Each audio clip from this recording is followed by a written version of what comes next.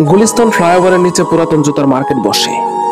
প্রথম যখন দেখছিলাম তখন অবাক না হয়ে পারিনি, বিকজ বিস্ময়কর বিষয় হচ্ছে সেখানে মেয়েদের বা বাচ্চাদের পুরাতন জুতা নাই, বিক্রয় হয় না। কৌতূহলবশত এক দোকানদার মামার সাথে এই ব্যাপারে কথা বললাম।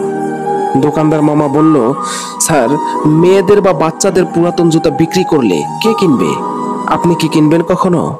কোনো স্বামী বা বাবা নিজে পুরাতন জুতা কিনে পরলেও নিজের স্ত্রী সন্তানের জন্য কোনোদিন পুরাতন জুতা কিনবে না, কেনা পছন্দ করে না।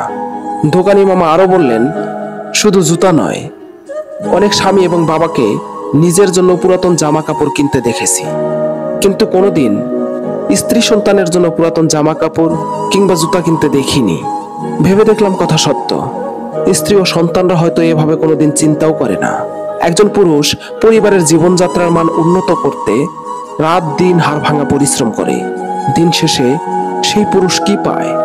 একজন পুরুষ সেই সময় ভেঙে পড়ে যখন নিজের জীবন বাজি রেখে পরিবারের জন্য কঠোর পরিশ্রম করে, কিন্তু দিন শেষে তাকে বোঝার মতো কেউ থাকে না।